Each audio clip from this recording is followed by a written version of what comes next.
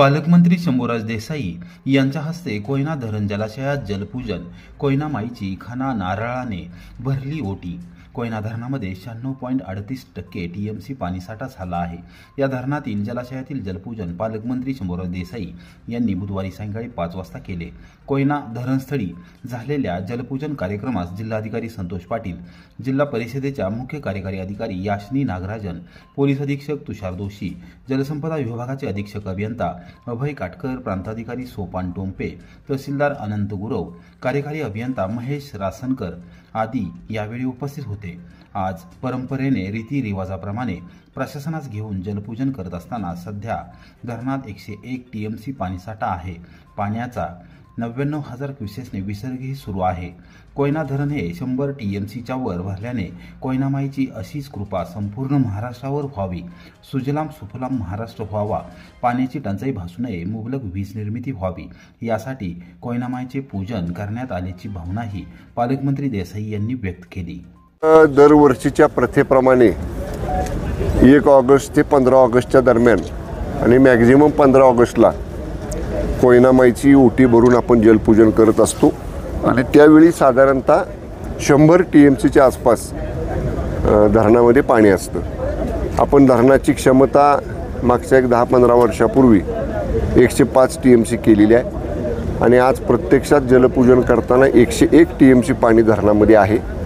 विसर्ग पाण्याचा सुरू आहे, पण आपल्याला नेहमीची आपली प्रथा आहे, परंपरा आहे आणि श्रद्धासुद्धा आमच्या सगळ्यांची या तालुक्यातल्या लोकांची आहे की कोयना माईचं धरण पूर्ण भरल्यानंतर रीतिरिवाजाप्रमाणे खाना नारळाने ओटी भरायची आणि अशीच कृपा या संपूर्ण महाराष्ट्रावरती कोयना मातेची राहावी, सुजलाम सुफलाम महाराष्ट्र व्हावा, पाण्याची टंचाई कधी भासू देऊ नये, कोयना माईतनं निर्माण होणारी जी वीज आहे ती मुबलक वीज निर्माण व्हावी, या श्रद्धेपोटी आणि परंपरेनुसार आज मी आणि प्रशासनातल्या आणि आमच्या इथल्या सगळ्या पदाधिकाऱ्यांनी मिळून आम्ही कोयना माईचं जलपूजन केलेलं आहे।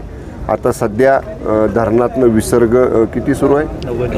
99 क्युसेक्सचा विसर्ग या ठिकाणी सुरू आहे।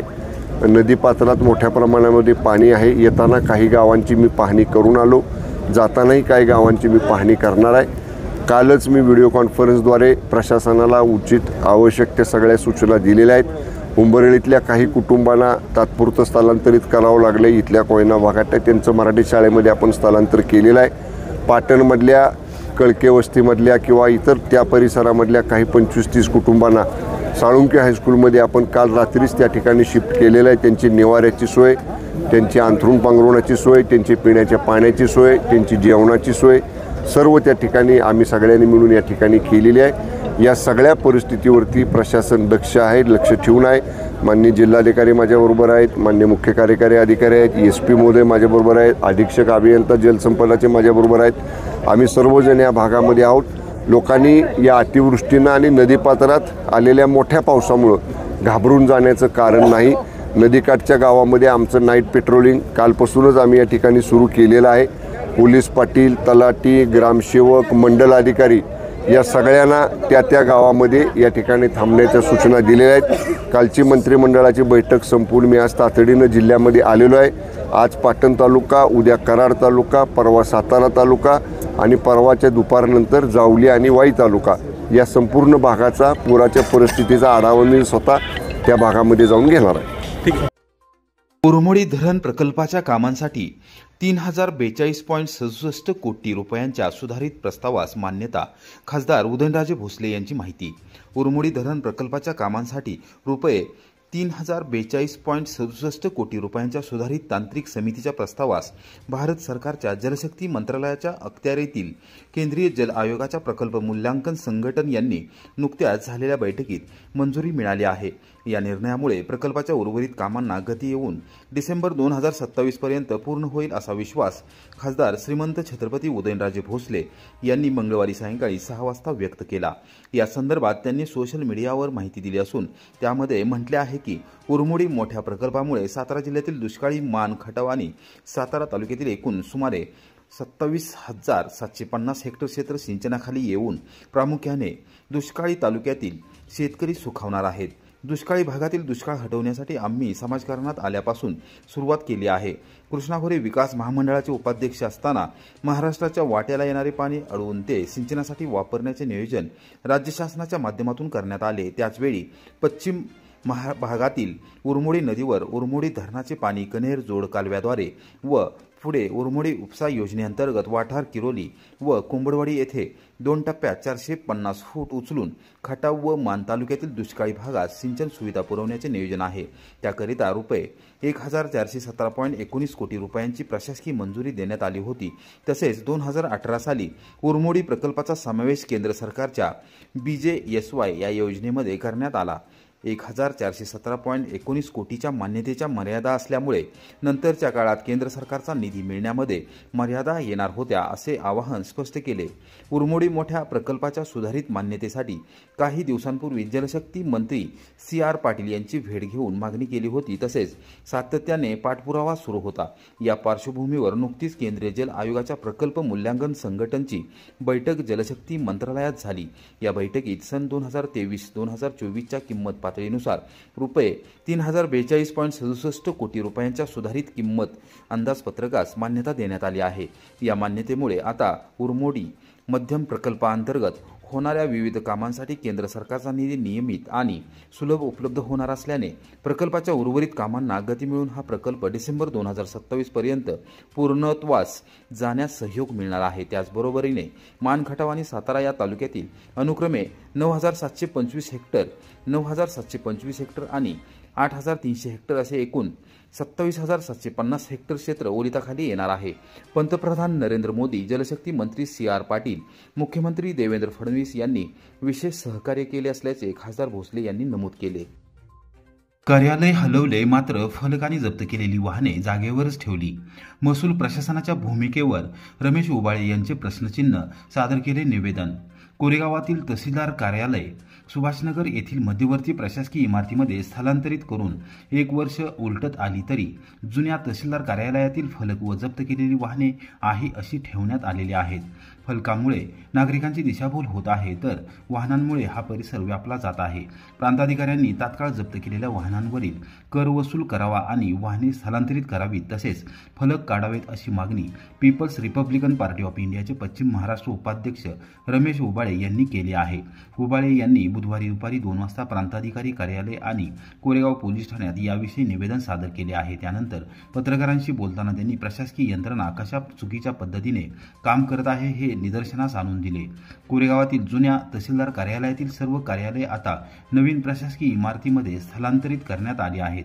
तरी देखील तहसीलदार कार्यालय आणि एकात्मिक नागरी सुविधा केंद्र यांचे फलक आहे असेच ठेवण्यात आले आहेत.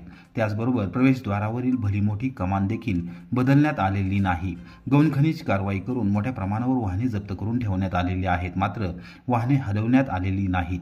ग्रामीण भागातून येणाऱ्या सर्वसामान्य लोकांची दिशाभूल होत आहे, त्यामुळे त्यांच्या वेळ आणि पैसा खर्च होत आहे.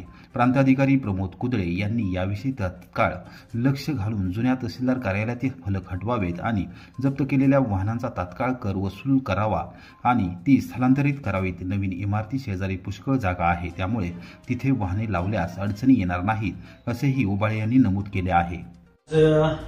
कोरेगाव प्रांत व कोरेगाव तहसीलदार तसेच कोरेगाव पोलीस स्टेशन इथे आम्ही निवेदन दिलेलं आहे की कोरेगाव पोलीस स्टेशनच्या समोर जुन्या तहसील कार्यालयामध्ये जी ट्रॅक्टर्स आहेत, काही वाहनं आहेत, ती तात्काळ तिथून काढावीत व तिथला परिसर स्वच्छ करावा. तसंच तहसील कार्यालयाचे जे बोर्ड आहेत, आता लोकांची दिशाभूल होती की तहसील कार्यालय नवीन झालंय आणि मग हे जुने बोर्ड कशासाठी लावलेत, तर ते तात्काळ सगळे बोर्ड तिथून काढावेत, ती वाहनं तिथून काढावीत, जेणेकरून तो परिसर स्वच्छ होईल. आपल्याकडे नूतन तहसील कार्यालयात भरपूर जागा आहे आणि याही पेक्षा सगळ्यात महत्वाची ही बाब आहे की त्या वाहनांवरती जो कर आहे तो कर वसुली आजपर्यंत का झालेला नाही. ती वाहनं तिथं नुसती सडक ठेवलेली आहेत.